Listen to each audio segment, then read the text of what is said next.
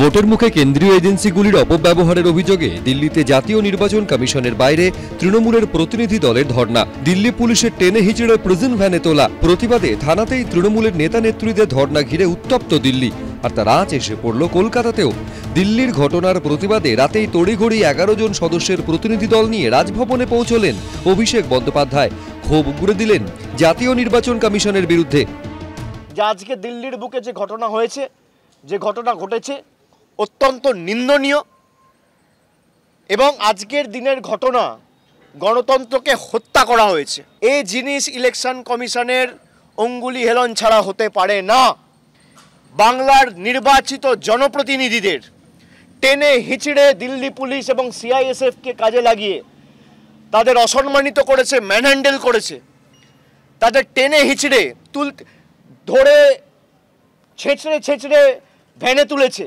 প্রকাশ্য দিবালোকে দিনের আলোয় গণতন্ত্রকে আজকে ইলেকশন কমিশন হত্যা করেছে। যে কোনো ধর্ণা, যে কোনো অবরোধ, যে কোনো বন, যে কোনো রাস্তা রোখো, যে কোনো চাক্কা জ্যাম, যে কোনো রেল রোখো, সেটা করা হয় আইন অমান্য করে। আপনি পরোক্ষভাবে বলতে পারেন আইনের উপর আস্থা রেখেই, এবং তারা এটা জেনেই করে যে সেখানে গ্রেপ্তার হতে হবে। আসলে এই মুহূর্তে তৃণমূল কংগ্রেসের যারা নেতা হয়েছেন তারা অতীতে কোনোদিন আন্দোলনের সঙ্গে ছিলেন না।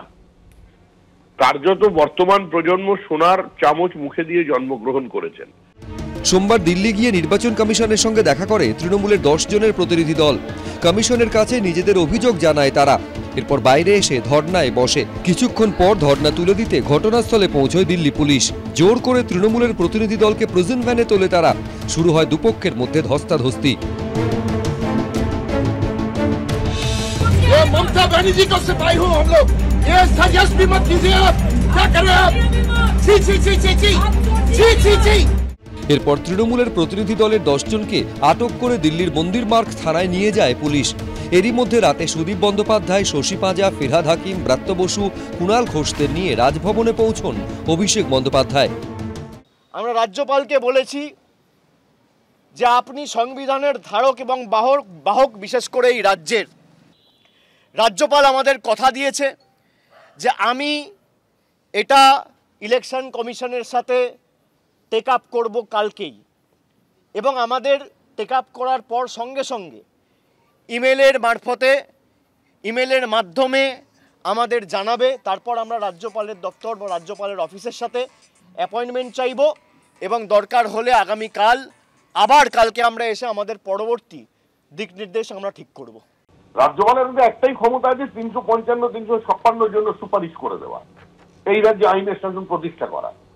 রাজ্যপালের উপর চাপ সৃষ্টি করছেন রাজ্যপালের বদান্যতা এই সরকারটা এই মুহূর্তে পশ্চিমবঙ্গে আছে, যেখানে কোনো আইনের শাসন নেই, যেখানে সাংবিধানিক পরিকাঠামো ভেঙে পড়েছে, যেখানে রাজ্য সংবিধানের বিরুদ্ধে, যুক্তরাষ্ট্রীয় ব্যবস্থার বিরুদ্ধে, সংসদীয় রীতিনীতির বিরুদ্ধে, সাংবিধানিক প্রধানের বিরুদ্ধে যুদ্ধ ঘোষণা করেছে। সব মিলিয়ে কলকাতা থেকে দিল্লি উত্তপ্ত পরিস্থিতি। বিজেন্দ্র সিংহ, রুমা পাল, কৃষ্ণেন্দু অধিকারী, এবিপি আনন্দ।